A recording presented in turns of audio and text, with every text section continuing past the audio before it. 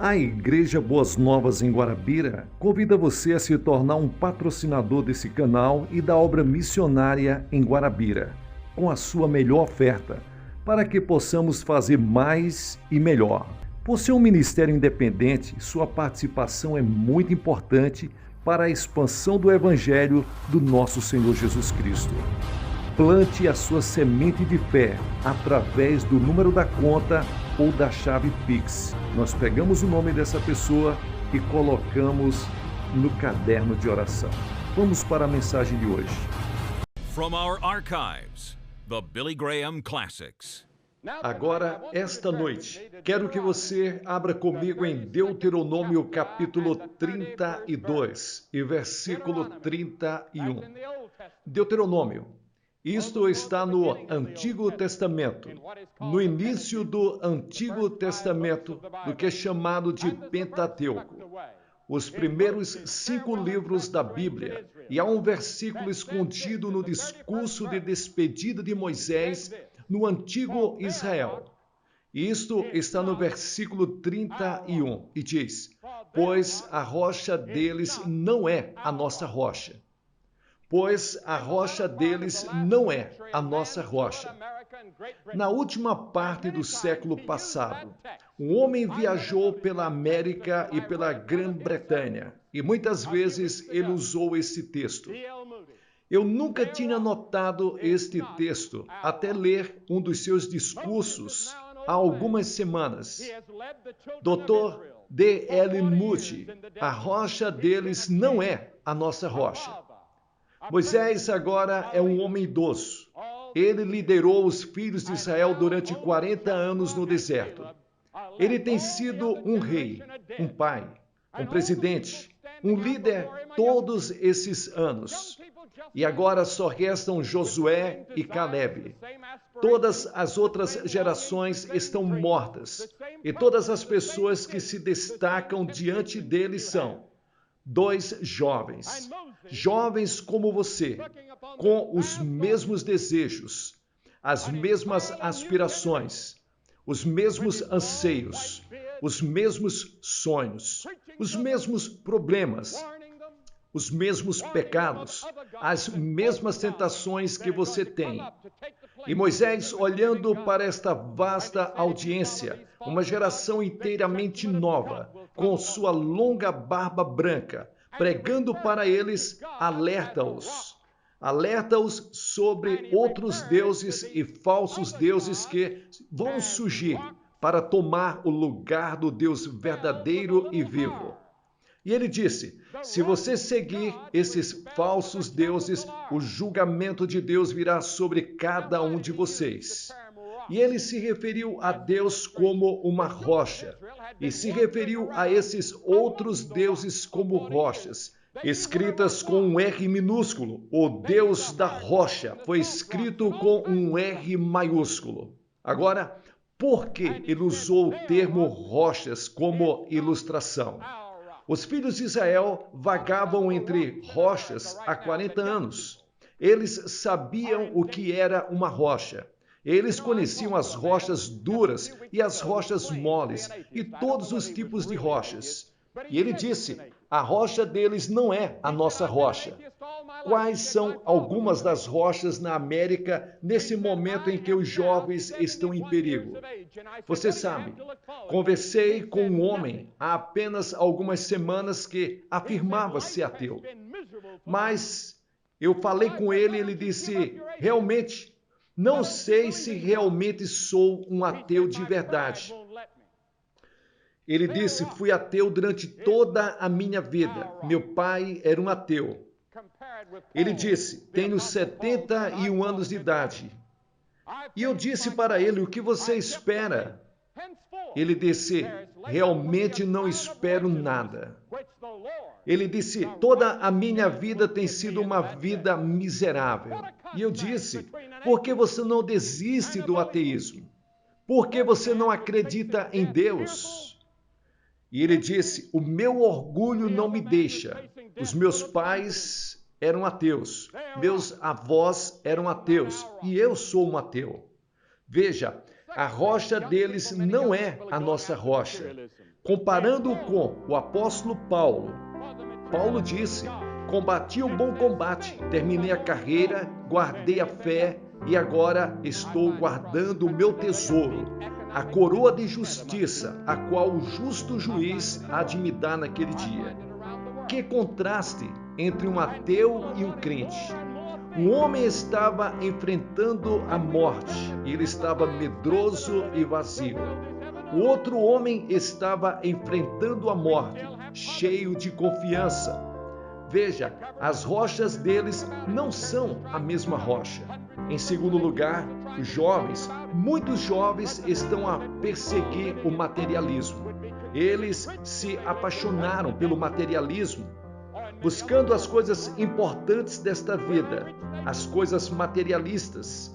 Hoje encontro em todo o país um profundo descontentamento econômico entre as pessoas.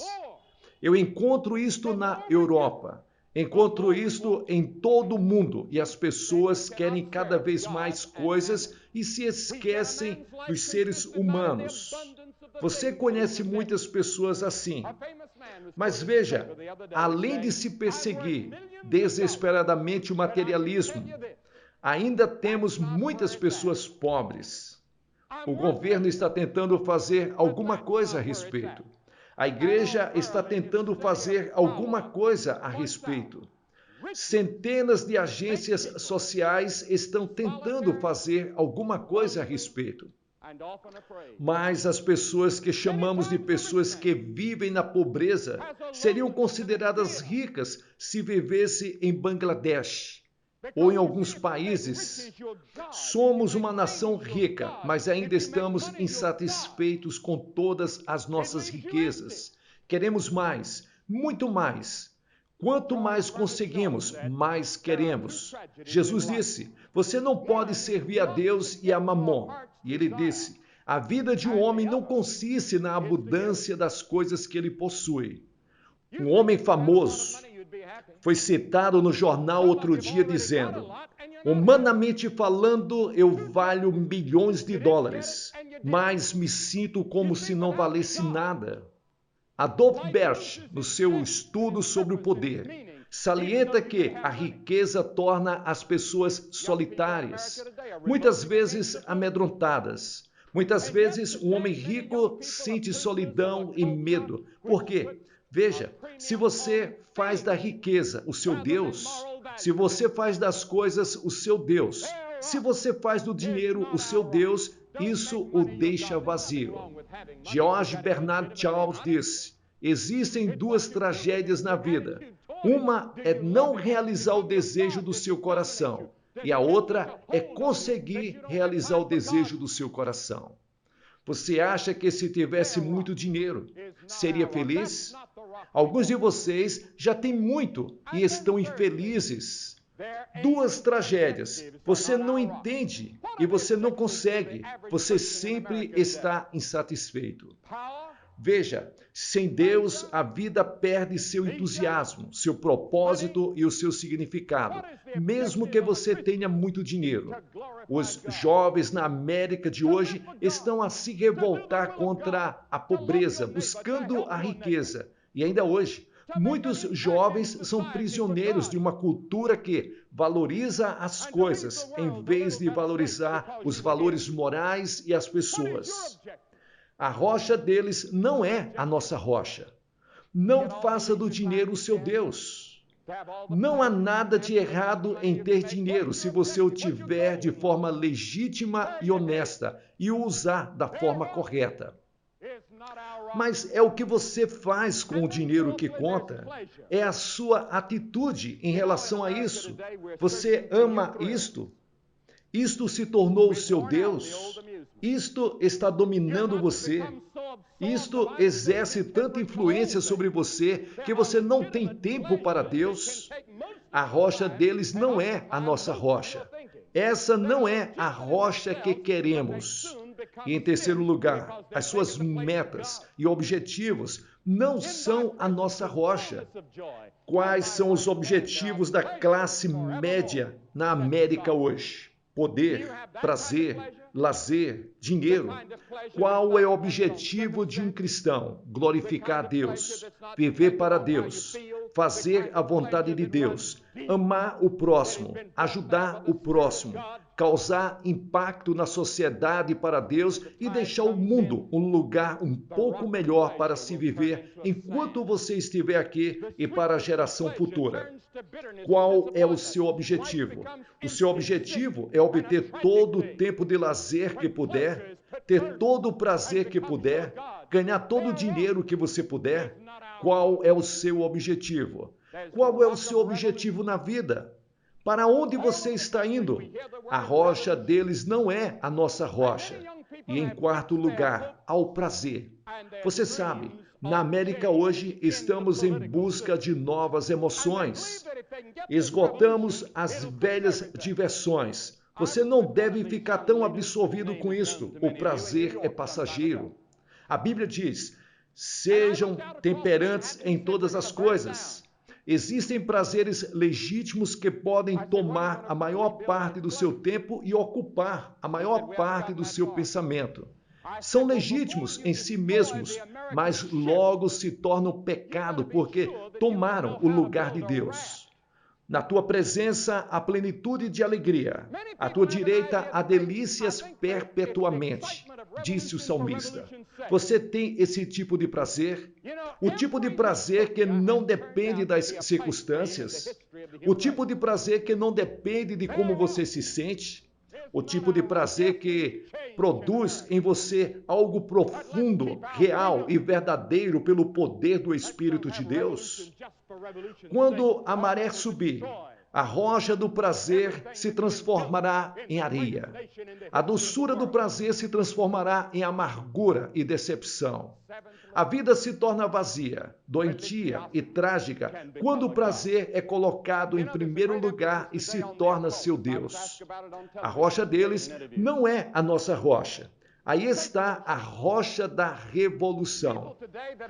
Por todo o país ouvimos a palavra revolução e muitos jovens fixaram as suas esperanças e os seus sonhos na mudança do sistema político e acreditam que, se conseguirem esta revolução, eles vão resolver tudo. Estive com um desses jovens líderes cujo nome é conhecido por muitos de vocês aqui em Nova York há muito tempo.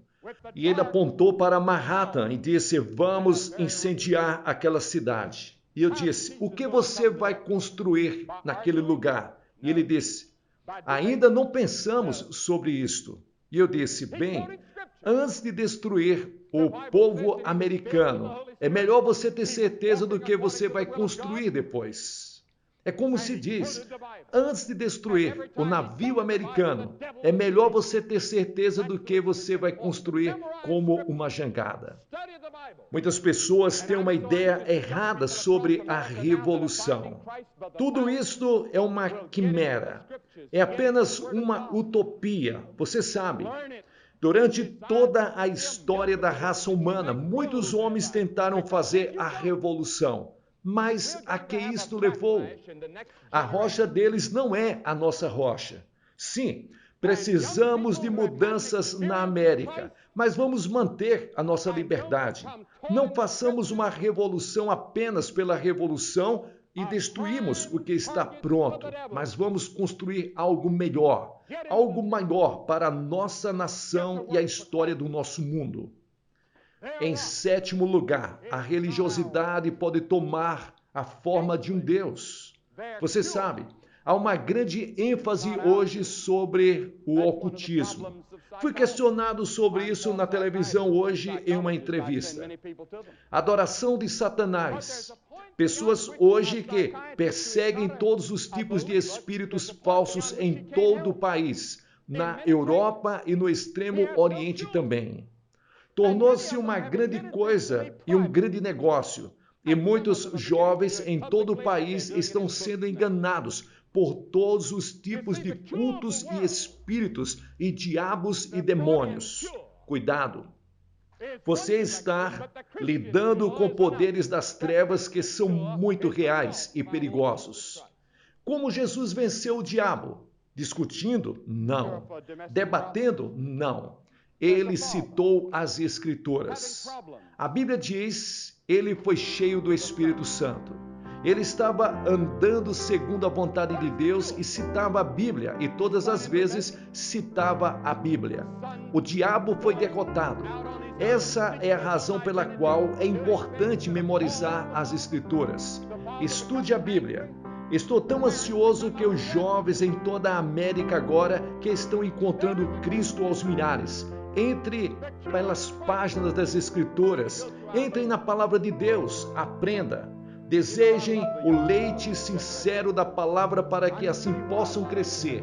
Porque, se não o fizerem, teremos uma reação negativa na próxima geração e nos jovens que tiverem uma experiência com Cristo e não serão ensinados nas Escrituras, nas coisas principais, nas doutrinas reais e terão poder para vencer o diabo.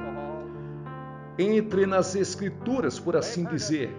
Leia as Escrituras, medite nas Escrituras, comece a trabalhar para Cristo. A rocha deles não é a nossa rocha.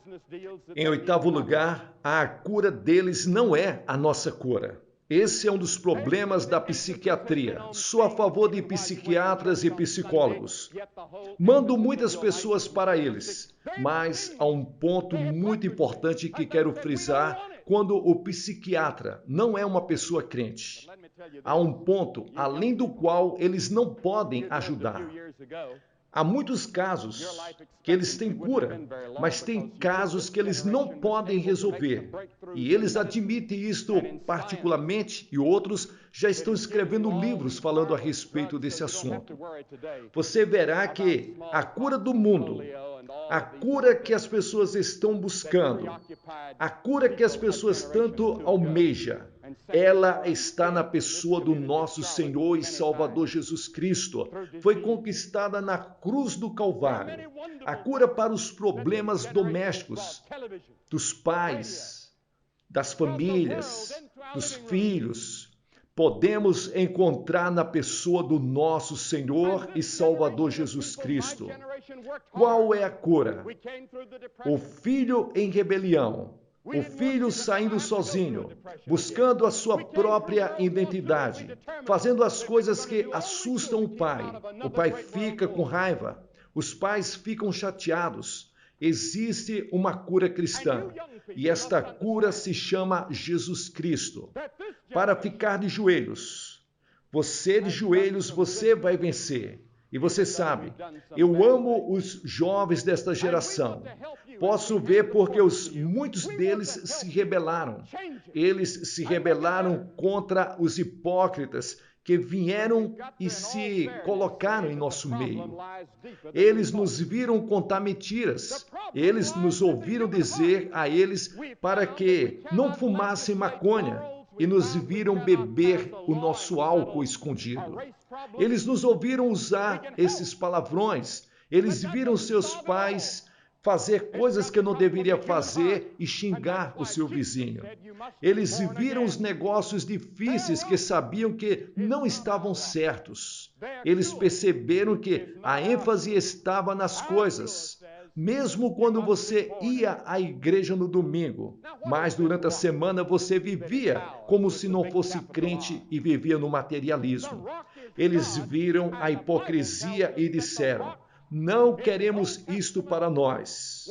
Mas me deixe dizer uma coisa, vocês jovens, se você tivesse vivido há alguns anos, sua expectativa de vida não teria sido muito longa, porque veja bem, essa geração foi capaz de fazer alguns avanços na medicina e na ciência, que lhes deu todos esses medicamentos maravilhosos para que você não tenha que perecer rapidamente com varíola, poliomielite e tantas e outras doenças que estão na nossa sociedade. Existem muitas coisas maravilhosas que essa geração trouxe, a televisão, o rádio, trouxeram isto para a nossa sala, o mundo. E essa geração de pessoas, a minha geração, trabalhou muito Passamos pela depressão. Não queríamos que você tivesse que passar por uma depressão novamente. Passamos pela Segunda Guerra Mundial e decidimos que faríamos tudo o que pudéssemos para nos manter fora de outra grande guerra mundial. E vocês, jovens, devem compreender que essa geração fez algumas coisas boas, embora nós tenhamos feito algumas coisas ruins. E queremos ajudá-lo a se tornar uma pessoa melhor. Mas temos que, com toda justiça, dizer que o problema é mais profundo do que pensávamos. O problema está no coração humano. Descobrimos que não podemos legislar sobre a moral. Descobrimos que não podemos aprovar uma lei e resolver o nosso problema radical. Podemos ajudar, mas isso não resolve tudo. Tem que vir do coração humano. É por isso que Jesus Cristo disse: você deve nascer de novo. A rocha deles não é a nossa rocha. A cura deles não é a nossa cura. Nossa cura diz que você deve nascer de novo. Agora, o que significa esta pedra, que é uma rocha com R maiúsculo? A rocha é Deus, e a Bíblia nos diz que a rocha no Antigo Testamento era, na verdade, Jesus Cristo.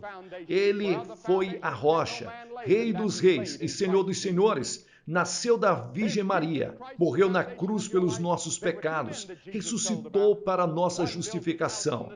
Ele é a rocha em quem devemos colocar a nossa confiança e a nossa fé. E ele é chamado na Bíblia a rocha da defesa.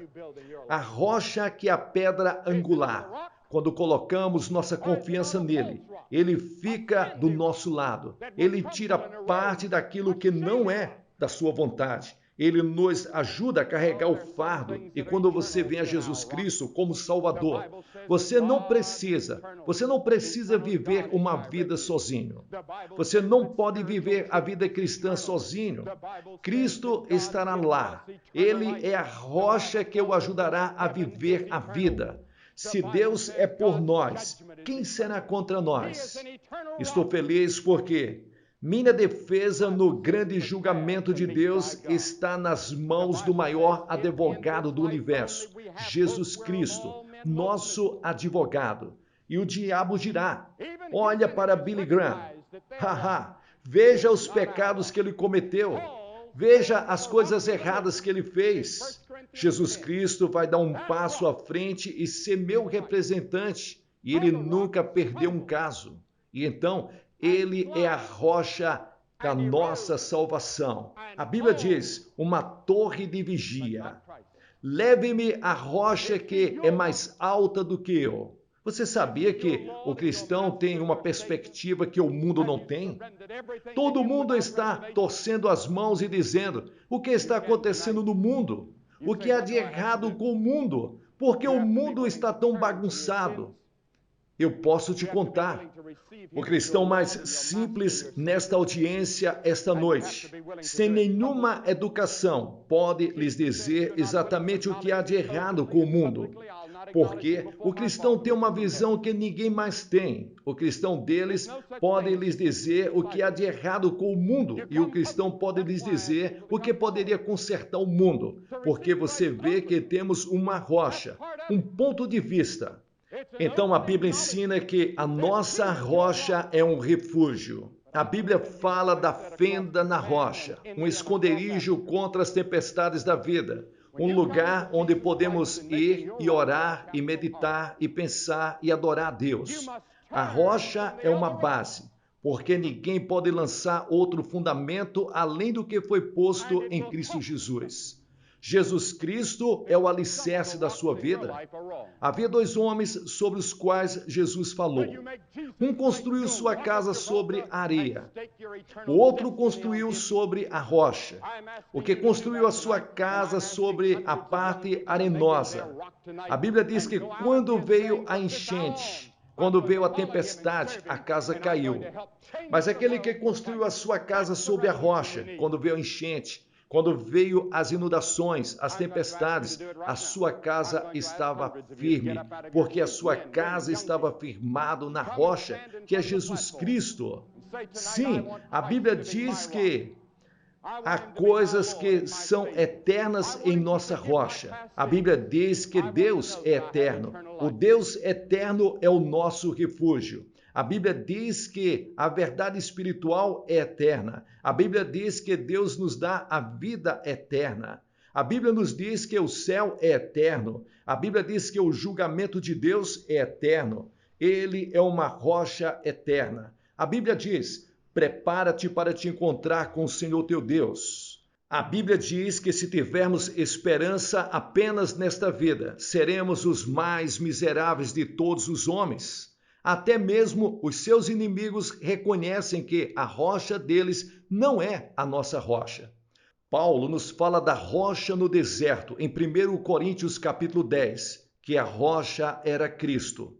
Outras rochas desmoronam, deslizam, sofrem erosão e caem, mas Cristo não. Ele é a sua rocha, ele é o seu Senhor, seu mestre e seu Salvador. Você entregou tudo a ele sem reservas. Você pode fazer isto essa noite. Você diz: mas o que eu tenho que fazer? Você tem que estar disposto a deixar seus pecados. Você tem que estar disposto a recebê-lo como seu Senhor, seu mestre e seu Salvador. E você tem que estar disposto a fazer isto publicamente. Jesus disse: se você não estiver disposto a me reconhecer aberta e publicamente, não o reconhecerei diante de meu Pai que está nos céus. Não existe discipulado secreto. Você vem publicamente. É por isso que peço que as pessoas se apresentem para receber Jesus Cristo abertamente. Isto faz parte. É um reconhecimento aberto de que Ele é a sua rocha. Mas quero contar-lhes o que disse no Japão, na Índia e em toda a África. Quando você vem a Jesus Cristo e faz dele a sua rocha com R maiúsculo, você deve se afastar da outra rocha. E isso vai lhe custar alguma coisa, porque algumas pedras da sua vida estão erradas. Você fará de Jesus Cristo o seu rochedo eterno e apostará nele o seu destino eterno? Estou pedindo que você faça isto esta noite e estou pedindo a centenas de jovens que façam dele sua rocha esta noite e saiam daqui dizendo que você está disposto a servi-lo, a ajudar o mundo a conhecer a Jesus Cristo. Essa é a revolução que precisamos. Vou pedir que você faça isto agora mesmo. Vou pedir a centenas de vocês que se levantem. Homens, mulheres, jovens, venham e fiquem na frente desta plataforma e digam: enquanto você está vindo, eu quero Jesus Cristo, quero Ele no meu coração, quero ter certeza da vida eterna e quero que Ele seja a minha rocha.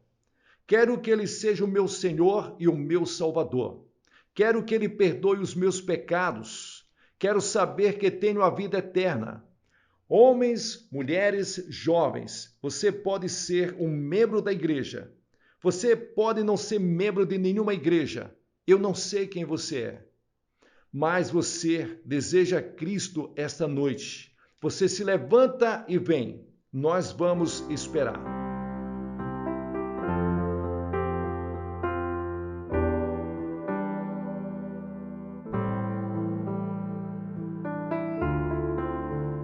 Para vocês que estão assistindo pela televisão, tenho certeza que vocês podem ver que centenas de pessoas estão vindo aqui esta noite, aqui na Grande Charlotte, no Coliseu, para assumirem seu compromisso com Jesus Cristo como rocha dos séculos, aquela que eles vão dar a fidelidade, entregar a sua vida ao Senhor Jesus Cristo, recebendo Jesus como seu Senhor, Salvador e Mestre, para receber a vida eterna.